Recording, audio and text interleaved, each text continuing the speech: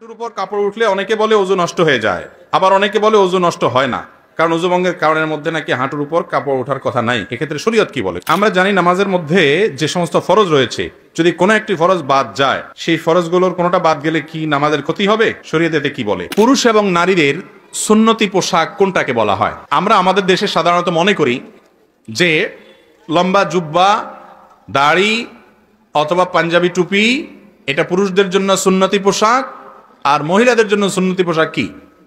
Three piece, ওড়না, এরকম এগুলাকে আমরা সুন্নতি পোশাক মনে করি। মূলত পোশাকের ক্ষেত্রে কোরআন এবং হাদিসের মৌলিক নির্দেশনা আছে, সেই নির্দেশনাগুলো মানাই হলো আমাদের কর্তব্য। যেমন পুরুষের জন্য কোরআন এবং হাদিস পোশাকের ক্ষেত্রে যে নীতিমালা দিয়েছে তার প্রথম হলো পুরুষ নারীর সাথে মিল হয়, নারীর পোশাকের সাথে খাপ খায়, সাদৃশ্য হয়, দেখতে একই রকম লাগে, সেই স্টাইল বেশভূষা ধারণ করবে না। একই কথা নারীর ক্ষেত্রেও প্রযোজ্য। নারী পোশাক পরার ক্ষেত্রে পুরুষের মতো পোশাক পরবে না। আজকাল আছে না, প্যান্ট শার্ট পরে নারী না পুরুষ বোঝা যায় না, একই রকম পোশাক পরে, এটা হাদিসে নিষেধ এবং নবী সাল্লাল্লাহু আলাইহি ওয়াসাল্লাম লানত করেছেন এরকম পোশাক যারা পরে তাদের উপরে। এক। দ্বিতীয়ত, পুরুষের জন্য সতর হলো নাভি থেকে হাঁটুর নিচ পর্যন্ত এটুকু কমপক্ষে ঢাকা, বাকিগুলো যদি অন্য পুরুষরা দেখে অসুবিধা নাই। আর নামাজের সময় বিশেষ করে কাঁধও ঢাকার কথা হাদিসে আসছে। যত সুন্দর পোশাকে নামাজ পড়া যায় তত ভালো। মহিলাদের জন্য নামাজের পোশাক হলো তাদের মুখমণ্ডল, দুই হাতের কবজি ছাড়া গোটা শরীর চুল সহকারে সবগুলো ঢাকতে হবে। শাড়ি পরলেও তার উপরে বড় ওড়না বা চাদর দিয়ে এমন ভাবে ঢাকতে হবে যে হাতের গোসা, পেট, পিঠ, কাঁধ, বুক এগুলো যেন দেখা না যায়, গলা যেন দেখা না যায়, এগুলোকে ঢাকতে হবে। এগুলো সতত নামাজের মধ্যে। আর নামাজের বাইরে পরপুরুষের সামনে আলমারআতু আওরা, নবী সাল্লাল্লাহু আলাইহি ওয়াসাল্লাম বলেছেন নারী আপাদমস্তক নিজেকে ঢেকে ঢুকে রাখবে তার সম্ভ্রম রক্ষার জন্য, তার আত্মসম্মানের জন্য, আত্মমর্যাদার জন্য।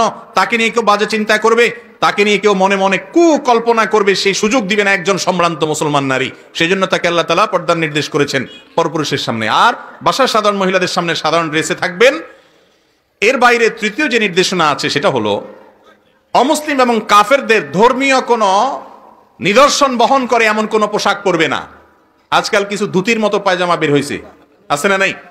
যে ধুতির মতো পায়জামা, দেখতে ধুতির মতো লাগে, তাহলে ধুতি এটা একটা ধর্মীয় পোশাক আমাদের হিন্দু ভাইদের, তারা তাদেরটা করছে করুক, কিন্তু একজন মুসলিম হিসাবে আমি তার বেশ ধারণ করতে পারি না, তার সাথে সাদৃশ্য করতে পারি না। আবু দাউদের হাদিসে নবী সাল্লাল্লাহু আলাইহি ওয়াসাল্লাম বলেছেন মান তাশাব্বাহা বিকওমিন ফাহুয়া মিনহুম, যারা যাদের সাথে বেশ ধরে তারা তাদের দলে চলে যায়। তাহলে এটা হলো তৃতীয় মূলনীতি, সেটা নারীর জন্য, পুরুষের জন্য। অমুসলিম, কাফের, ফাসিক এমন এক মডেলের বেশভূষা ধরলেন, সেই মডেল যেরকম ক্যাপ পরে আপনি এরকম ক্যাপ পরলেন, তার ভিতর আল্লাহর ভয় নাই, সে ফাসিক। তাহলে সেক্ষেত্রে আপনি পোশাকের ক্ষেত্রে শরিয়ার নীতিমালা লঙ্ঘন করলেন। আপনি মুত্তাকিদের লেবাস পরবেন, নেককাররা সাধারণত যে পোশাক পরে সে পোশাক পরবেন। পাঞ্জাবির ক্ষেত্রে আপনি জুব্বা পরেন অথবা ফাঁড়া পরেন। বাংলাদেশের মানুষের ঐতিহ্যের পোশাক হলো মূলত পাঞ্জাবি আর লুঙ্গি। পাঞ্জাবি আর কিরে ভাই, এই ঐতিহ্য ধরে রাখছে হুজুররা সবচাইতে বেশি। লুঙ্গি হুজুররা তুলনামূলক সবচাইতে বেশি পরে, ঠিক না ঠিক? মাস্টাররা লুঙ্গি কম পরে, হুজুররা একটু বেশি পরে, অথচ লুঙ্গিটা হলো আমাদের দেশের ঐতিহ্য। প্যান্ট এটা তো আমাদের দেশের ঐতিহ্য না, ঠিক না ঠিক? আমাদের যত জাতীয় নেতা ছিলেন তারা দেখেন বেশিরভাগই লুঙ্গি আর পায়জামা পরতেন, ঠিক না ঠিক? এবং এটা আমাদের দেশের আবহমান কাল থেকে চলে আসা পুরুষদের এই পোশাক, কিন্তু এখন এটা পড়তে আমাদের লজ্জা হয়। আমাদের যুবকরা তো বাইরে বাসায়ও লুঙ্গি আজকাল পড়তে চায় না। শহরে যুবকরা তো 3/4 প্যান্ট ছাড়া আর কিছু বুঝে না, চুঙ্গা পড়তে জানে শুধুমাত্র, লুঙ্গি পড়তে জানে না। কি স্বাধীনতা লুঙ্গিতে আছে, এটা যদি জানতো তাহলে সবাই লুঙ্গি ধরতো। যাই হোক, তো লুঙ্গি আর প্যান্ট কথা না, প্যান্ট যদি কোনো যুবক পরেন সেটা যদি ঢিলা ঢালা হয়, সেটা যদি পর্দা মানে পোশাকের যে নীতিমালা আছে এটা লঙ্ঘন না হয়, কোনো অসুবিধা নেই। আপনি এমন টাইট পোশাক যদি পরেন তাতে আপনার শরীর অঙ্গ প্রত্যঙ্গ বুঝে আসে, সতরের যে অংশগুলো সেগুলো প্রকাশিত হয়ে যায়, স্পষ্ট হয়ে যায়, বোঝা যায়, তাহলে সেটা জায়েজ নাই। মেয়েদের পোশাকের জন্য আমাদের একটা মৌলিক নীতিমালা হলো যে মেয়েরা তারা এমন পাতলা পোশাক পরবেন না যেই পোশাক পরার কারণে পরা না পরা সমান। নবী সাল্লাল্লাহু আলাইহি ওয়াসাল্লাম বলেছেন রুব্বা কাসিয়াতিন ফিদ দুনিয়া আরিয়াতুন, রুব্বা কাসিয়াতুন আরিয়াত, অনেক মহিলা আছে দুনিয়াতে এমন পোশাক পরে পাতলা, এরা পোশাক পরে না পরার সমান, এই পোশাক পরার না পরার সমান সব দেখা যায়, আছে না নাই এরকম? এই পোশাক কিনা জায়েজ নাই, বিশেষ করে বাহিরে পরার জন্য, চলার জন্য। পুরুষরা এগুলা কিনবেন না, মহিলারা এগুলা পরবেন না। এবং এই ধরনের উলঙ্গপনা পোশাক, এগুলো অশ্লীলতা জোয়ার সমাজে নিয়ে আসে, এর কারণে গুনাহগার হবে যারা পড়ে।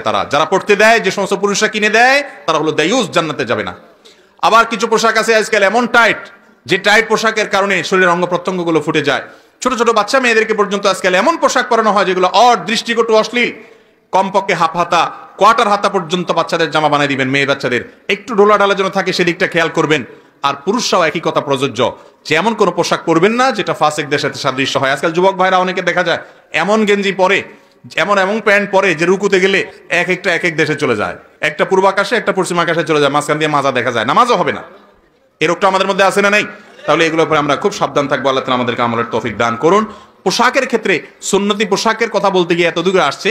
পোশাকের ক্ষেত্রে শরীয়তের যে ড্রেস কোড আছে সেটা খেয়াল করবেন। পুরুষ টাকনুর নিচে পোশাক পরবেন না, বিশেষ করে প্যান্ট, লুঙ্গি, চাদর, জুব্বা এগুলো টাকনুর নিচে যেন না যায়। আর মহিলারা তারা টাকনুর নিচে পড়বেন, টাকনুর উপরে পড়বেন না। এখন উল্টা হয়ে গেছে, প্লাজো পায়জামা বাইর হয়েছে, টাকনুর এক বিঘত আধা বিঘত উপরে থাকে, আর পুরুষের প্যান্ট অটোমেটিক টাকনুর নিচে চলে যায়। ঠিক না ভাই? ঠিক। রাসূল সাল্লাল্লাহু আলাইহি ওয়াসাল্লাম যেটা নিষেধ করছেন, ইবলিস ওইটা আমাদেরকে দিয়ে বেশি করায়, কারণ সে জানে আমরা রাসূল সাল্লাল্লাহু আলাইহি ওয়াসাল্লামের কথা শুনলে জান্নাতে চলে যাবো। এই জন্য তার সাথে সংগ্রাম করতে হবে। পুরুষ টাকনুর নিচে পোশাক পরবেন না। ম্যাক্সিমাম যুবক এবং পুরুষরা টাকনুর নিচে পোশাক পরেন। নবী সাল্লাল্লাহু আলাইহি ওয়াসাল্লাম বলেছেন যারা এরকম পোশাক পরে তারা জাহান্নামে যাবে, তাদের অংশ জাহান্নামে যাবে। এই জন্য পোশাকের ক্ষেত্রে এই সমস্ত ড্রেস কোডগুলো আমরা মাথায় রাখবো। এগুলো মাথায় রেখে যদি চলেন ইনশাআল্লাহ আপনার পোশাক পরা জায়েজ হবে।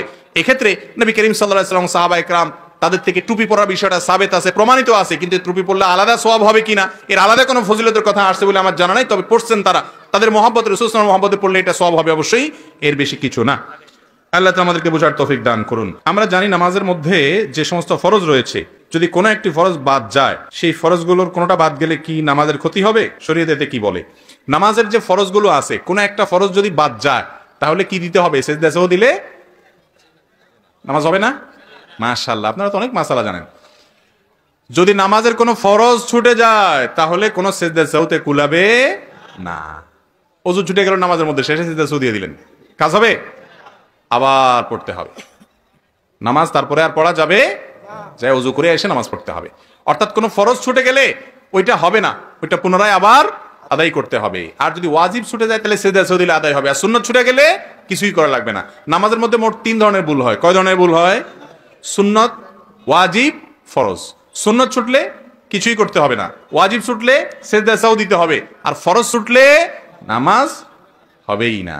এরপরে প্রশ্ন হলো, হাঁটুর উপর কাপড় উঠলে অনেকে বলে ওযু নষ্ট হয়ে যায়, আবার অনেকে বলে ওযু নষ্ট হয় না, কারণ ওযু ভঙ্গের কারণের মধ্যে নাকি হাঁটুর উপর কাপড় ওঠার কথা নাই। এক্ষেত্রে শরীয়ত কি বলে? খুব সুন্দর প্রশ্ন, এবং এই ভুল ধারণাটা আমাদের এই অঞ্চলে একটু বেশি।